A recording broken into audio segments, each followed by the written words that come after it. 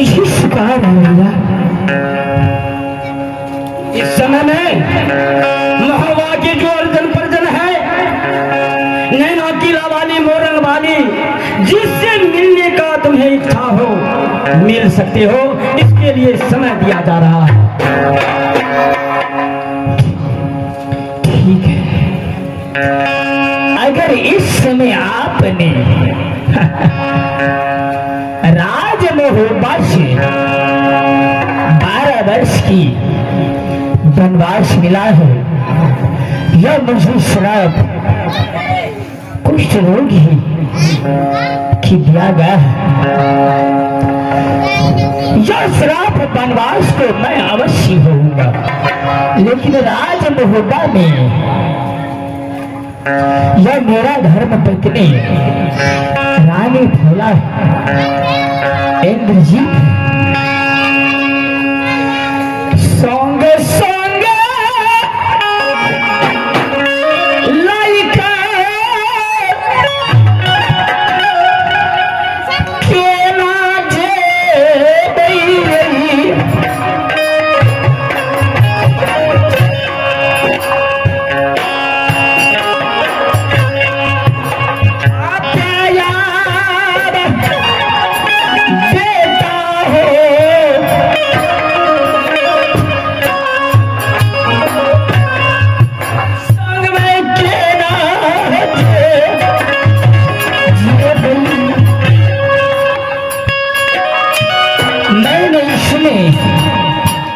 रानी फूला को बना करके और इंद्रजीत को साथ करके राज मोरंग को भेज देते हैं। अगर राज महोबा में मैं ना रहूंगा तो मेरा परिवार हो इस जगह ना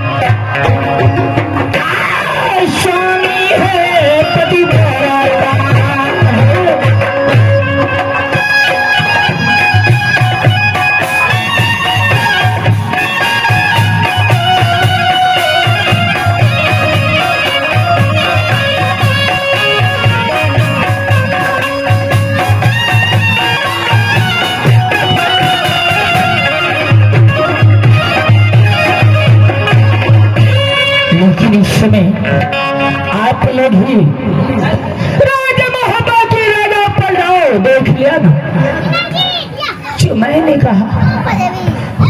जो मैंने बड़ी भाई को पिता की तुलना मान करता है, प्रतिक्रिया पिता ही का की पुकार किया।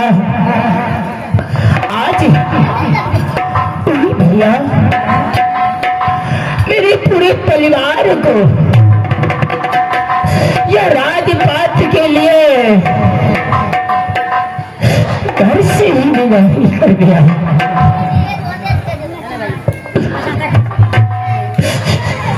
ये तोरा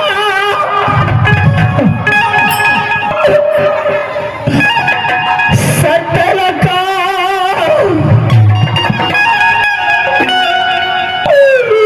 नील नारी है तेरी।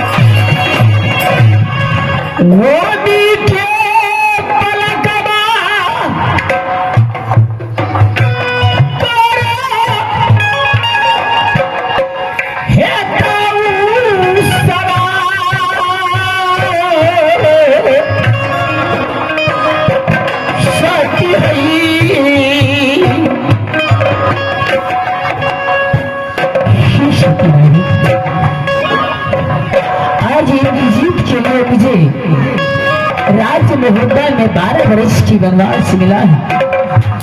क्या मेरा बदन में कुछ क्षणों के बाद पूरा बदन कुष्ठ की रोग हो जाएगा? तू ही मुझसे दूर ही होने लगती है। इस समय आकर के मुझसे मुलाकात करो। कोई ना अपना है मोहब्बत की लान है का।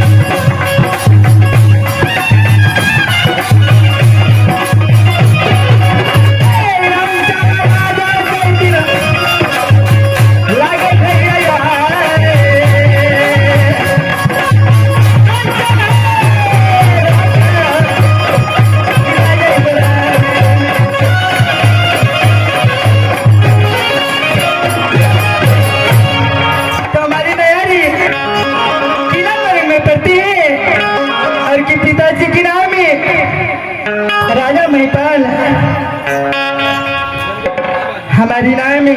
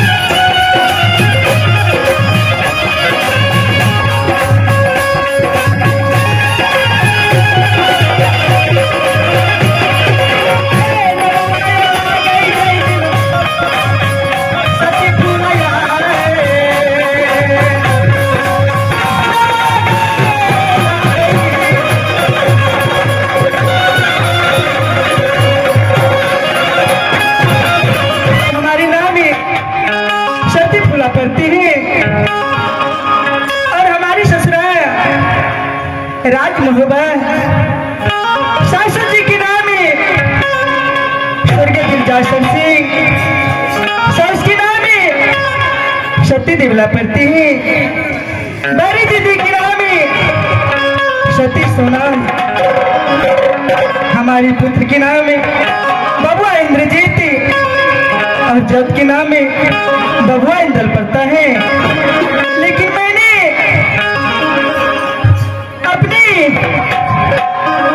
मन में बैठी हुई थी, अचानक आवाज मैंने अपने स्वामी जी की सुनी। मैं चल करके जरा पता लगा लेती हूँ कि क्या बात है और किसने मुझे बुलाई है।